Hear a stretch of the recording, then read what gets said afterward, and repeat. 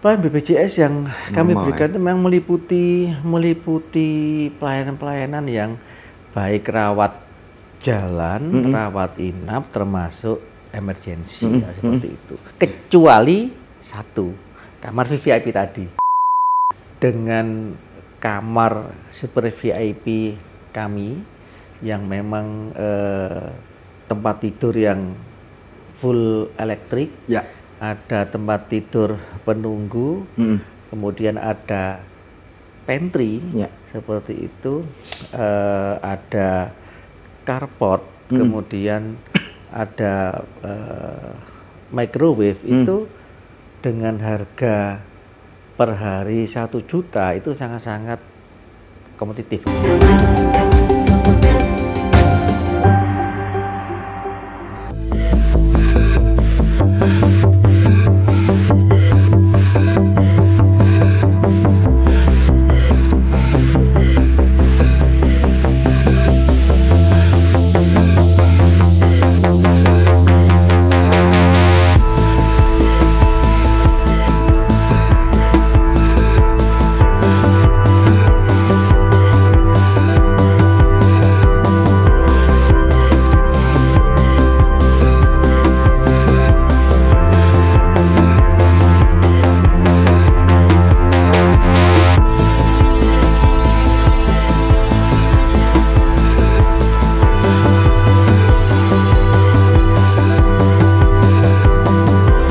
Assalamualaikum warahmatullahi wabarakatuh. Salam sejahtera bagi kita semua. Salam Om Swastiastu, Namo Buddhaya, salam kebajikan.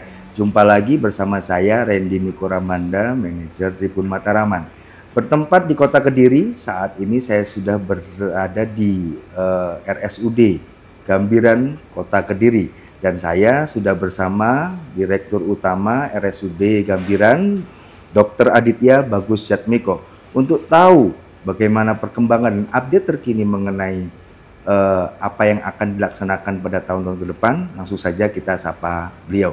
Selamat siang, Dok. Selamat siang. Baik, gimana kabarnya, Dok? Alhamdulillah baik. Alhamdulillah baik. Dok, kita ketahui bahwa RSUD Gambiran omsetnya kemarin luar biasa, mencapai belasan miliar. Mungkin bisa dibagi tipsnya, kiat suksesnya seperti apa, Dok?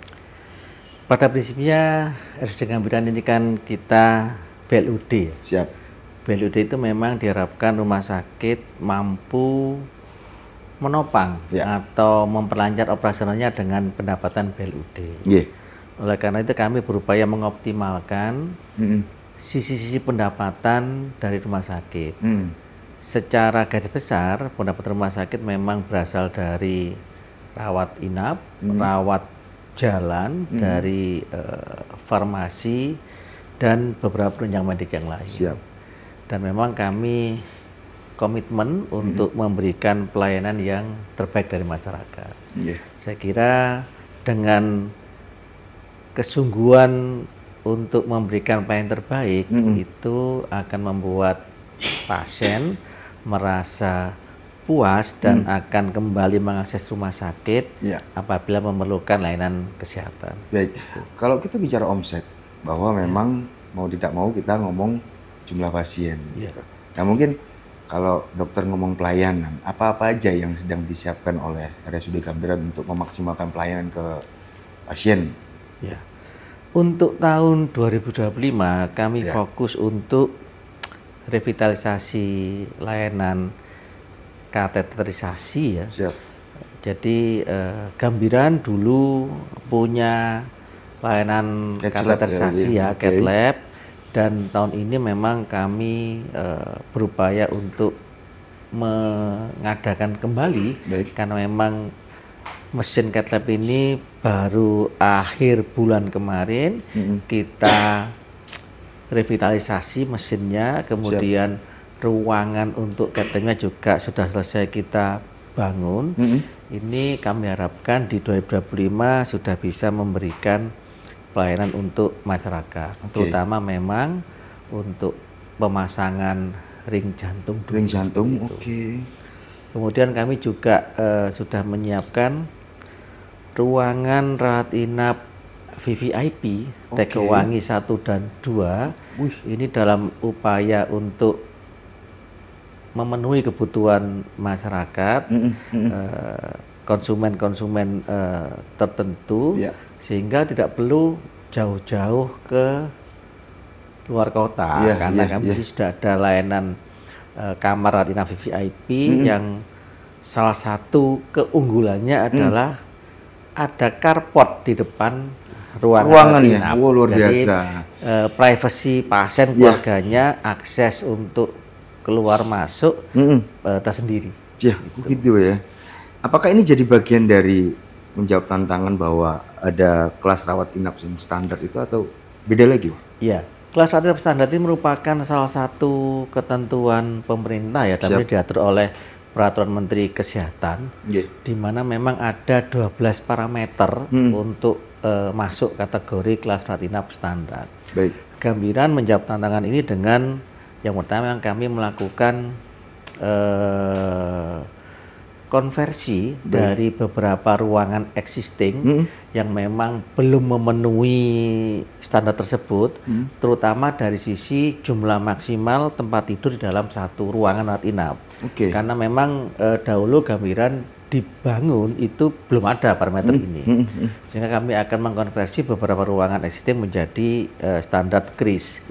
Tetapi karena memang kebutuhannya cukup banyak, kami berencana akan membangun gedung rawat inap 5 lantai di lahan belakang rumah sakit. Itu juga salah satunya untuk menambah ruangan KRIS-nya. Itu.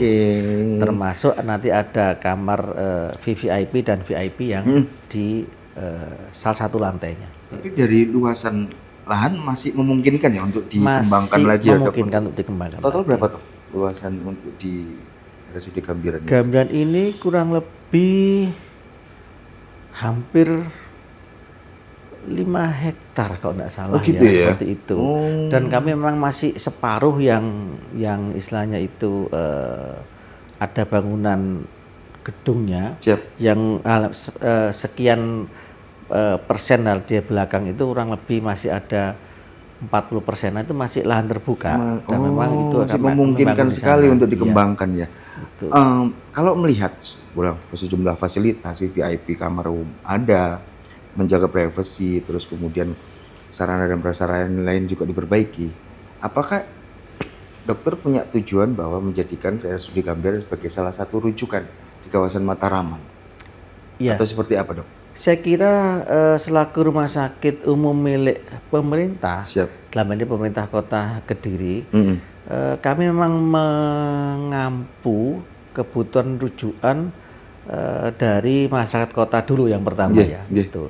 Sebagai rumah sakit tipe B, pendidikan, memang kami menyiapkan sarana prasarana alat medis kedokteran yang lengkap, sehingga memang menjadi rujukan. Salah satunya MRI. Untuk saat ini memang hanya ada 2 rumah sakit di Kota Kediri yang punya MRI. Tetapi Gambiran sudah lebih dulu punya MRI, jadi menjadi rujukan seperti itu. Dan kami akan mengembangkan beberapa layanan lain, misalnya seperti terkait dengan onkologi ya, seperti itu. Insya Allah di tahun ini, sehingga memang kita harapkan masyarakat yang butuh layanan atau terapi terkait penyakit-penyakit keganasan atau kanker itu tidak usah jauh-jauh ke rumah sakit yang di tipe A, misal di Surabaya atau di Malang. Itu. Tapi sejauh ini sebenarnya Gambiran sudah menjadi rujukan dari beberapa kota-kota yang dari sekitarnya. Gitu ya. Jadi memang ya sudah prepare lah, sudah dilakukan oleh RSUD Gambiran. Selain sarana dan prasarana, bahwa tidak dinafikan bahwa pembenahan di SDM juga perlu. Nah, mungkin dokter punya apa sih yang akan dilakukan untuk kedepannya seperti apa? Untuk sumber daya manusia itu memang sangat-sangat menentukan di bidang layanan jasa, terutama rumah sakitan ya. Karena konsumen rumah sakit ini cukup unik, maka komunikasi antara penyedia jasa, dalam hal ini tenaga kesehatan ya, apakah itu dokternya, apakah itu perawat atau petugas kesehatan yang lain, itu harus betul-betul berlangsung dengan komunikatif seperti itu.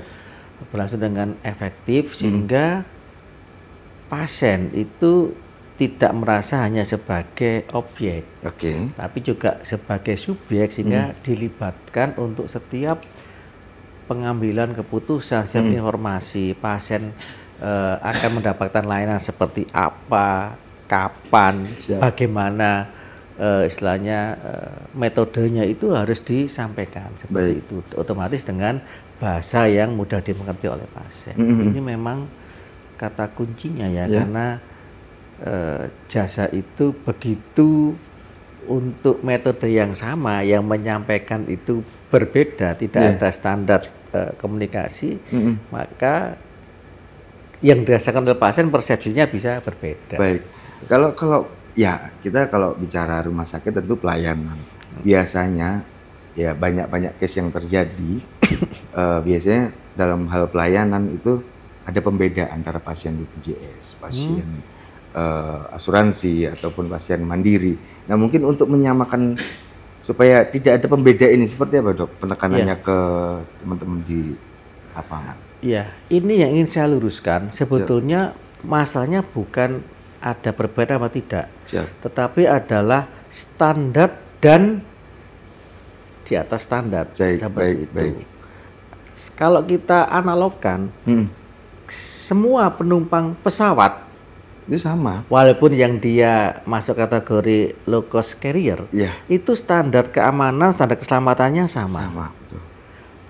Penumpang yang duduk di kelas biasa dengan yang di kelas bisnis, standar keselamatannya sama. Hanya di kelas bisnis itu ada beberapa fasilitas tambahan. Jadi prinsipnya seperti itu. BPJS itu dilayani dengan standar pelayanan untuk pasien. Itu tidak ada perbedaan. Misal kalau untuk BPJS kemudian di nomor sekian kan, untuk BPJS kemudian dokternya juga melayani ala kadarnya, tidak, semuanya standar. Semua sama. Tetapi memang akan ada misalnya untuk kelas tertentu, sama seperti kelas-kelas 3, 2, 1, kelas-kelas VIP, itu pasti ada perbedaan dari fasilitas. Kalau memang untuk rawat jalan, ada yang klinik eksekutif, ada yang reguler. Pasien BPJS pun sebetulnya kalau memang sudah mengantri sesuai urutannya, ya akan dipanggil sesuai urutannya, seperti itu. Dan itu semuanya sudah digitalisasi, sudah ada aplikasi, ada yang namanya mobile JKN dan itu sebetulnya mobile JKN itu sudah mengatur kalau seorang peserta BPJS dia mengakses mobile JKN untuk periksa ke satu poli tertentu, dia dapat nomor urutan pemeriksaan sekian, maka sebetulnya di mobile JKN itu memperkirakan dia akan dilayani jam sekian. Jadi sebetulnya semua aplikasi yang ada untuk peserta BPJS ini sudah mengatur cukup lengkap. Tinggal pesertanya mau memanfaatkan atau tidak, seperti itu. Jadi sekali lagi memang tidak ada apa istilahnya menganaktirikan peserta BPJS, tetapi memang ada standar dan memang ada penambahan fasilitas SOP lah begitu. Baik, kalau kita ngomong rumah sakit umum daerah, itu biasanya kan ada pandangan bahwa RSUD itu pelayanannya kayak gini, kayak dokter Somo misal dan lain sebagainya. Mungkin untuk mengubah pandangan atau memperbaiki brand image RSUD untuk gambaran seperti apa? Kami ada pelatihan soft skill ya, seperti itu, soft skill ya. Jadi kata kuncinya di situ, pelatihan komunikasi, pelatihan untuk layanan paripurna, untuk service excellence itu ada. Dan sudah ada monitoring evaluasi oleh para manajer, di mana memang dilakukan evaluasi rutin. Ada katakanlah jalur atau ada katakanlah review terkait komplain. terkait kemudian bagaimana manajer yang terkait itu berupaya menyelesaikan komplain sebaik-baiknya, berupaya untuk mencari penyebab kenapa sih kok timbul komplain, supaya nanti ke depan bisa dilakukan mitigasi, bisa dilakukan peningkatan mutu, bisa dilakukan peningkatan katakanlah sarana prasarana fasilitas, itu akan kita upayakan, karena untuk menjaga mutu itu harus berkesinambungan ya. Iya, betul. Dan saya kira ini terjadi di setiap bisnis apapun. Ya. Kalau kita mengacu teori Kaizen dari Jepang, itu memang harus dilakukan dengan evaluasi dan berkesinambungan. SD Gambir juga sudah terakreditasi ya, di mana memang artinya sudah ada standar untuk masing-masing tindakan, ada standar prosedur yang berlaku. Kami juga sudah memiliki standar pelayanan, itu yang diatur oleh Kemendagri seperti itu dan Kemenpan, sehingga memang ada komitmen pelayanan terhadap pasien ini. Apa sih komitmen pelayanan rumah sakit? Dan itu kami memang ya berupaya untuk menjaga supaya sesuai dengan apa yang dijadikan komitmen tadi. Baik, Dok, agak spesifik yang mungkin saya tertarik dengan layanan VVIP yang ada di RSUD Gambir. Mungkin bisa diceritakan lebih spesifik, mungkin harganya berapa untuk sedikit mempromokan VVIP itu seperti apa, Dok? Ya, kami sebagai rumah sakit umum milik pemerintah Kota Kediri, dengan memang status BLUD, ini kami tetap berupaya untuk menjaga supaya tidak terlalu berorientasi bisnis. Jadi sifat untuk sosialnya itu tetap harus dijaga. Betul. Jadi dengan kamar super VIP kami yang memang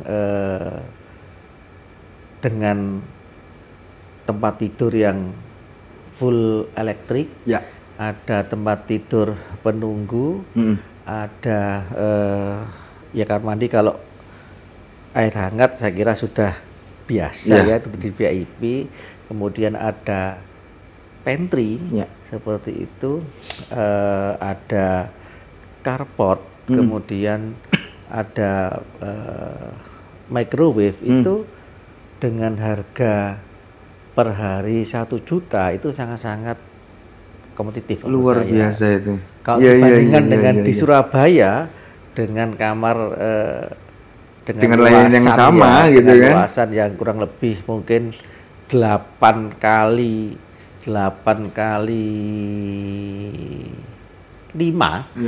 belum terhitung carport, itu sangat-sangat kompetitif menurut saya. Murah menurut saya berapa? Itu.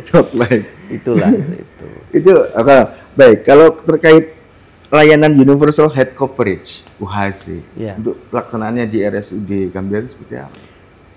UHC atau Universal Health Coverage ini kan merupakan program pemerintah pusat yang kemudian ditindaklanjuti atau diteruskan ke pemerintah daerah. Baik. Jadi UHC ini kan di mana pemerintah daerah bertanggung jawab untuk pelayanan kesehatan bagi masyarakat tertentu untuk mendapatkan bantuan iuran kepesertaan BPJS. Sehingga nama universal, maka semuanya akan tercover oleh BPJS. Baik. Artinya UHC ini adalah pasien BPJS.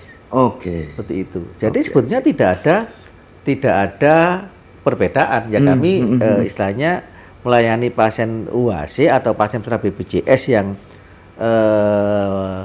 kategori penerima bantuan iuran dari pemerintah, tidak ada bedanya. Semuanya mengacu kepada regulasi yang dipakai oleh BPJS. Seperti itu. Kalau secara umum, kita dokter sekali lagi sering ngomong BPJS. Nah, secara umum untuk pelayanan pasien di BPJS RSUD Gambir seperti apa? Pelayanan BPJS yang kami berikan itu memang meliputi pelayanan-pelayanan yang baik rawat jalan, rawat inap, termasuk emergensi seperti itu. Jadi ini adalah 3 layanan besar. Ya. Itu tidak ada layanan di rumah sakit yang tidak bisa diakses oleh BPJS. Ya. Kecuali 1, kamar VVIP tadi. Oke. Itu aja yang tidak bisa diakses BPJS. Iya. Gitu.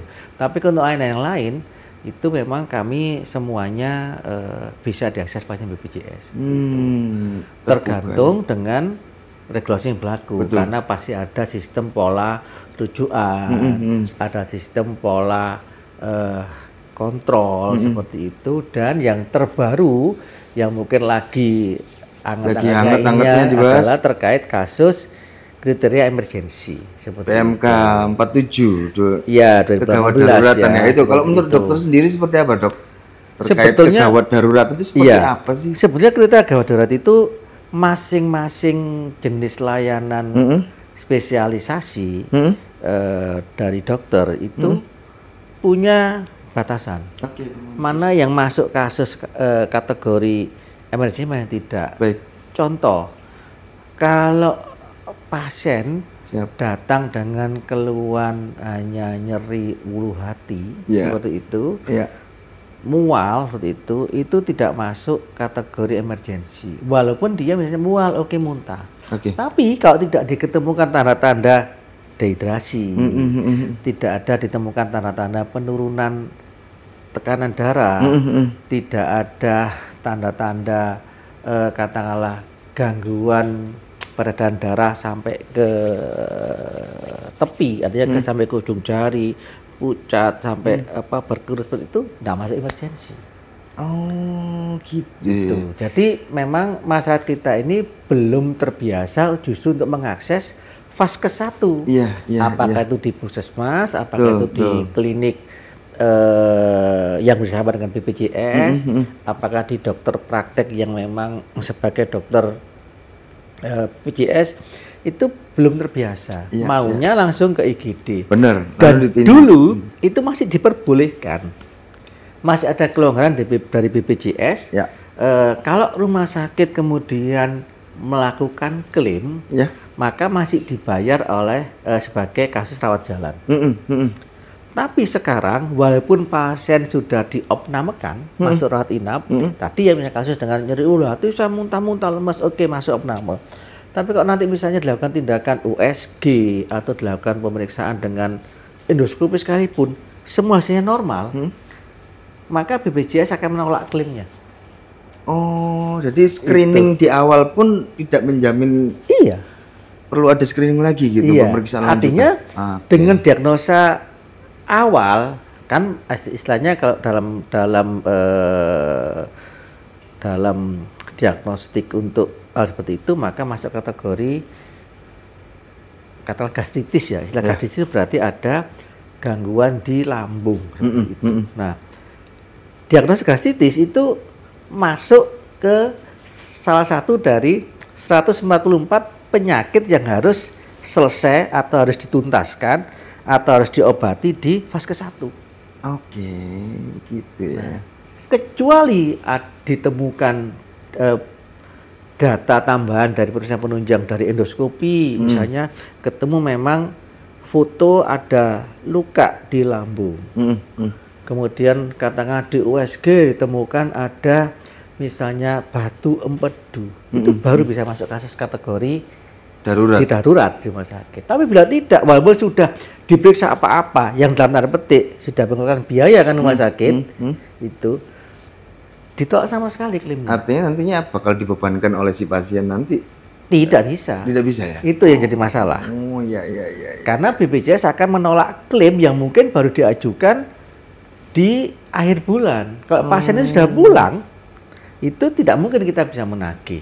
Walaupun misalnya rumah sakit katakanlah membuat perjanjian di awal dengan pasien, apabila klaim ditolak oleh BPJS, maka yang bersangkutan bersedia membayar pembiayaan yang keluar itu. Masuk umum tapi sulit nanti.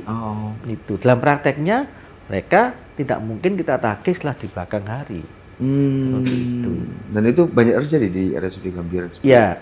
Ini kan soal pemahaman masyarakat kan itu. Kita memang karena ini memang baru diterapkan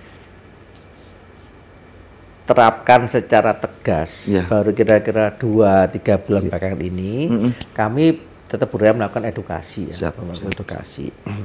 Beberapa kali kami memang mungkin ada pertemuan dengan media massa, kemudian kami juga mungkin talk show di radio, terus kemudian kita buat banyak leaflet, dan Gambiran selaku Rumah Sakit Umum Daerah milik pemerintah Kota Kediri, kita membuat semacam safety net.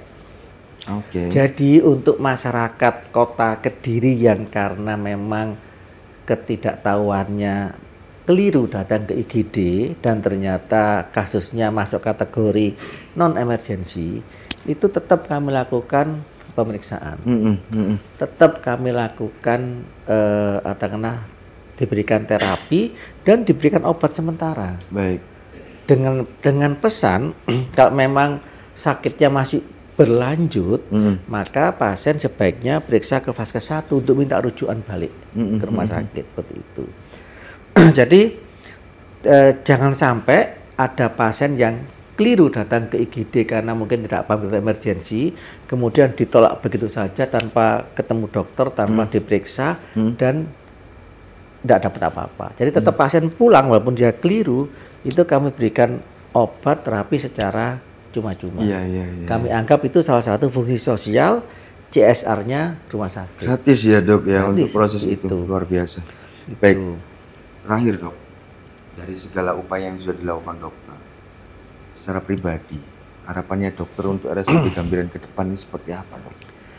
Sama seperti bisnis yang lain ya, RSUD Gambiran harus bisa berkembang memenuhi tuntutan konsumennya, dalam ini tuntutan masyarakat.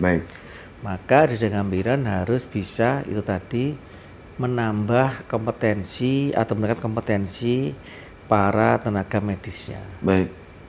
Meningkatkan kompetensi para nakes yang lain, perawat, analis, tenaga gizi, siapapun tenaga laboratorium itu untuk meningkatkan mutu. Kedua juga kita akan melengkapi alat itu. Walaupun tujuan jangka sangat panjangnya mungkin kita mengarah ke tipe A seperti itu. Ini kan boleh orang bermimpi ya dari tipe A. Tetapi secara prinsip rumah sakit itu tidak boleh merasa puas dengan kondisi sekarang. Seperti itu. Kita harus berpikir bahwa selalu ada standar target sasaran yang harus dicapai. Jadi kita tidak boleh berhenti, oh aku sampai di sini cukup, tapi selalu ada rumah sakit yang bisa kita jadikan acuan untuk lebih baik. Kedepannya sih memang untuk jangka panjang seperti itu. Tapi tetap kita ini akan mengikuti owner ya, pemilik lah. Ini memang pemerintah Kota Kediri. Pada prinsipnya kalau Gambiran memang harus dan wajib mengembangkan diri sesuai dengan arahan dari pemilik. Saya kira demikian. Baik dokter, terima kasih atas waktunya. Baik Tribuners dan pembaca harian Surya dimanapun Anda berada, itu tadi bincang santai saya bersama Direktur Utama RSUD Gambiran Kota Kediri, Dr. Aditya Bagus Setmiko. Semoga bisa diambil hikmah dan manfaatnya. Saya Randy Nikoramanda, pamit. Assalamualaikum warahmatullahi wabarakatuh. Download Tribun X sekarang. Menghadirkan lokal menjadi Indonesia.